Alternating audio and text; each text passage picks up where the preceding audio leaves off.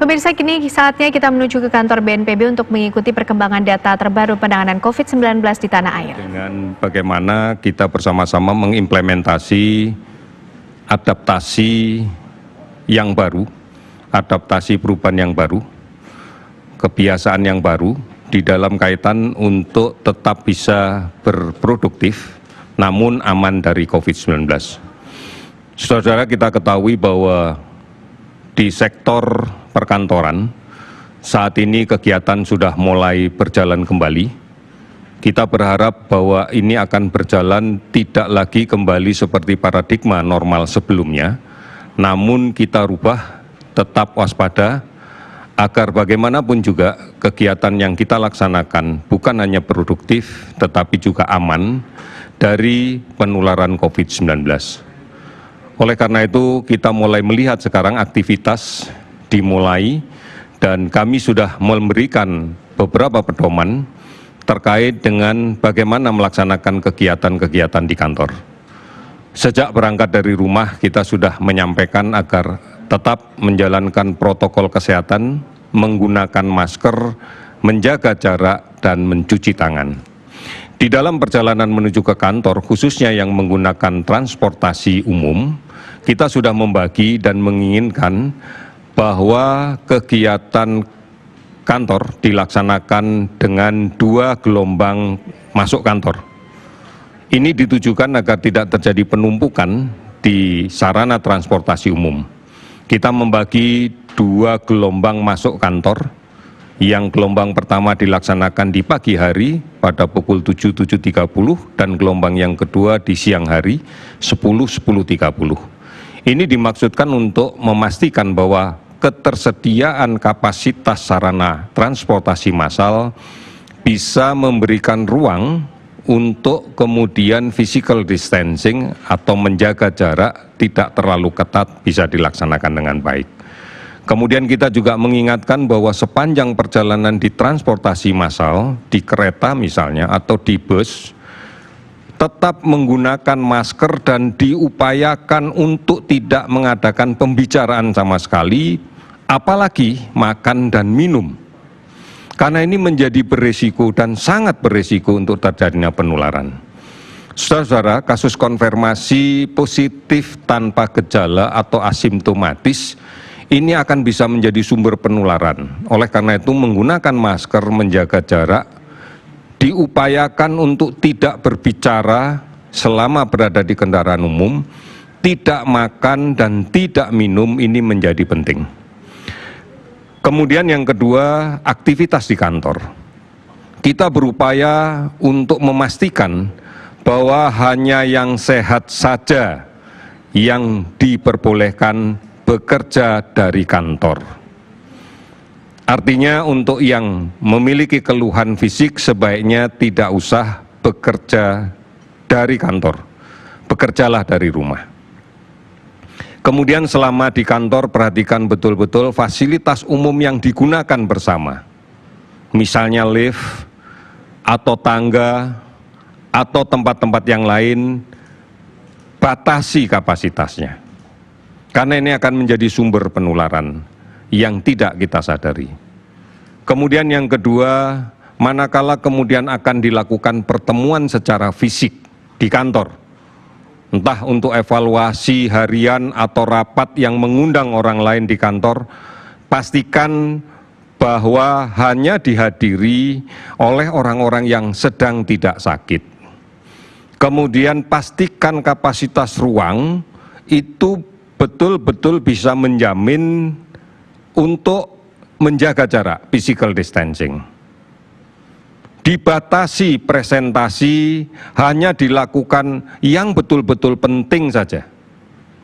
Dan juga dibatasi waktu. Diupayakan tidak ada hidangan makan dan minum apapun selama rapat. Sehingga semua tetap bisa menggunakan masker tanpa ada kesempatan untuk membuka masker.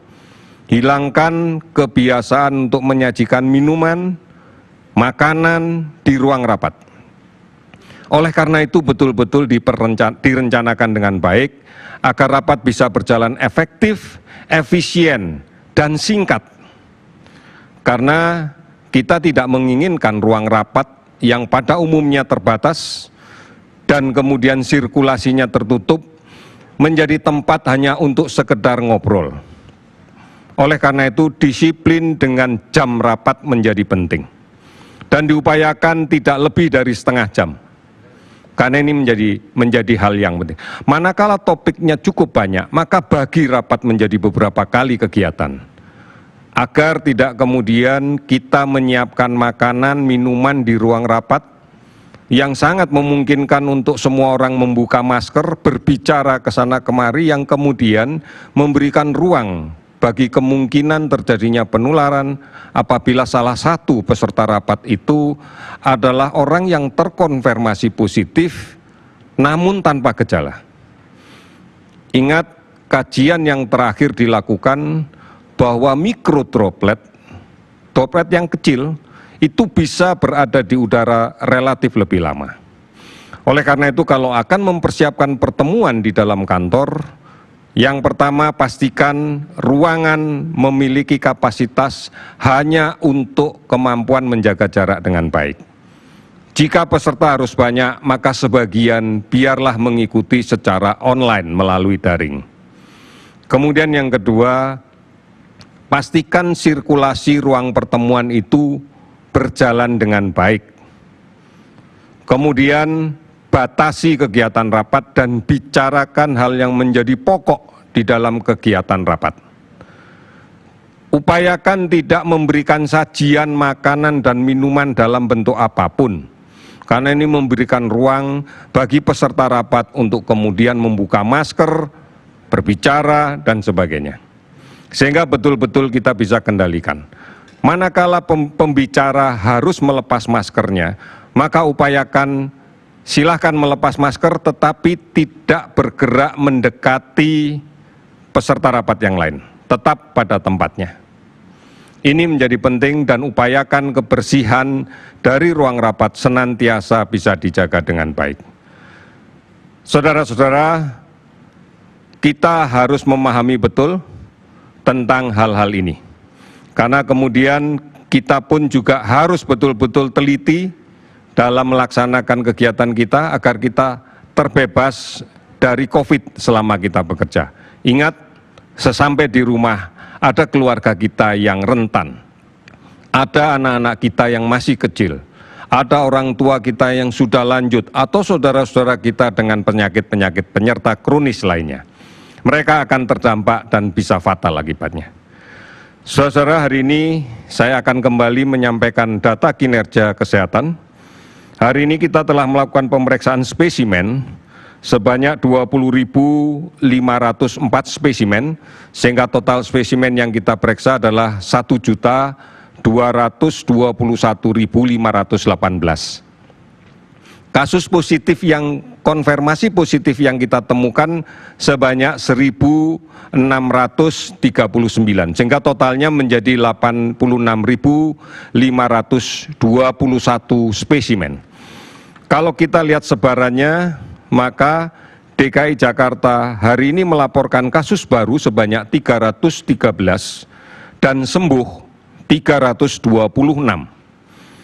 Jawa Tengah melaporkan kasus baru 300 dan sembuh 420. Jawa Timur hari ini melaporkan kasus baru 275 dan melaporkan sembuh 474.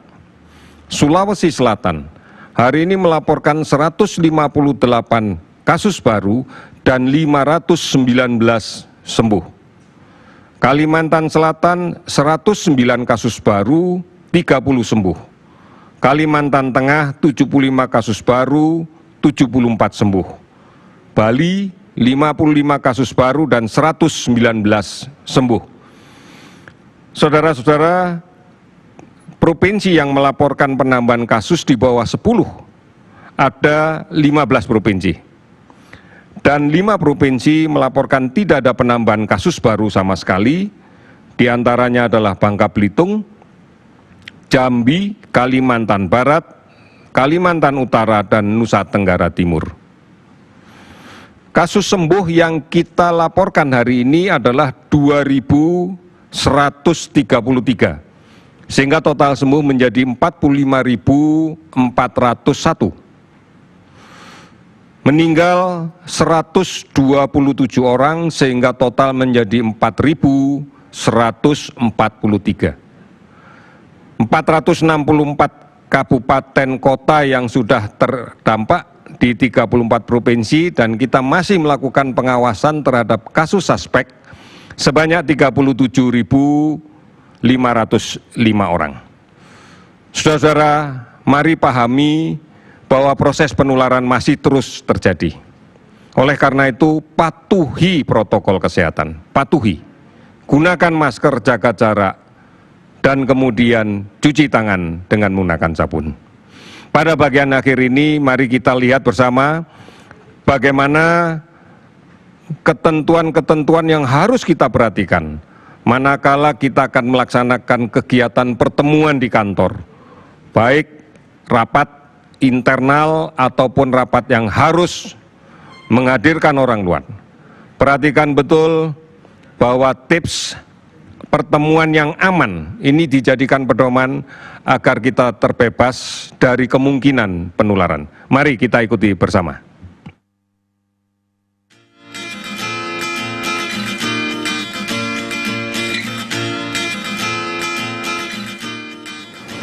Physical distancing atau pembatasan jarak fisik adalah upaya yang dilakukan untuk mengendalikan penyebaran infeksi dan mencegah tertularnya COVID-19. Efektivitasnya mencegah penularannya yang paling tinggi loh. Jarak yang disarankan aman adalah 1-2 meter. Kenapa? Karena jarak tersebut dianggap mampu menghindari droplets orang lain. Saat physical distancing, pastikan Anda batasi kontak langsung seperti jabat tangan, tos, berbisik. Kenapa tidak boleh? COVID-19 ditularkan melalui percikan air yang berasal dari mulut dan hidung, seperti pada saat kita berbicara, batuk, bersin, bahkan bernyanyi. Maka berdasarkan himbauan WHO, CDC, dan Kemenkes, minimal jarak aman untuk menghindari percikan tersebut adalah 1 meter. Orang yang terinfeksi dapat saja terlihat sehat, namun mampu menularkan virus melalui percikan liur, batuk, atau bersin. Oleh karena itu, physical distancing penting untuk mencegah orang yang terinfeksi melakukan kontak dengan orang yang sehat dan menularkan virus SARS-CoV-2 penyebab COVID-19. Menjaga jarak aman dapat membatasi penyebaran atau penularan virus. Dalam prakteknya, physical distancing juga dapat dilakukan dengan beberapa cara berikut ini. Batasi keluar rumah. Keluar rumah hanya untuk urusan yang penting seperti untuk membeli kebutuhan pokok atau keadaan darurat. Sapa orang lain dengan lambaian tangan. Namaste. Hormat. Salam sehat atau salam kebudayaan lainnya yang tidak bersentuhan langsung. Manfaatkan teknologi, telepon genggam atau video call untuk tetap terhubung dengan kerabat dan rekan kerja. Jauhi kerumunan, hindari kumpul-kumpul yang tidak bisa menjaga jarak, tetap pastikan menjaga jarak aman ketika nongkrong bareng teman, dan tetap gunakan masker. Pastikan tetap menjaga jarak aman ketika makan di kafe atau restoran. Dan hanya membuka masker ketika makan dan minum sambil memastikan jarak dengan orang lain itu cukup. Praktikan juga ketika saat antri dan atau duduk menunggu di tempat umum. Mau tetap eksis dan tetap jaga silaturahmi, tetap punya kenangan bersama dengan teman dan kerabat, boleh saja. Tapi ingat, yang paling penting tetap aman dari COVID-19. Selalu ikuti panduan tersebut, terapkan dengan disiplin, dan kita bisa punya kebiasaan baru yang aman dari COVID-19.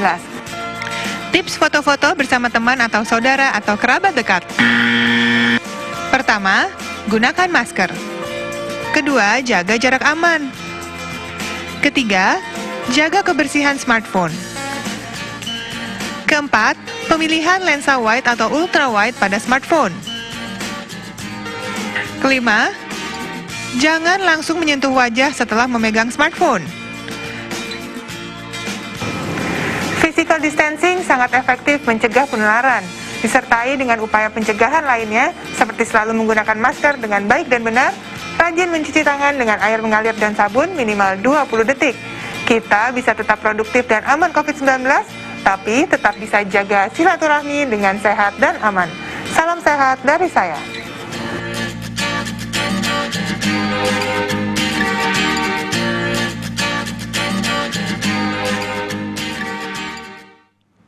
Ya, demikian tadi saudara-saudara sekalian.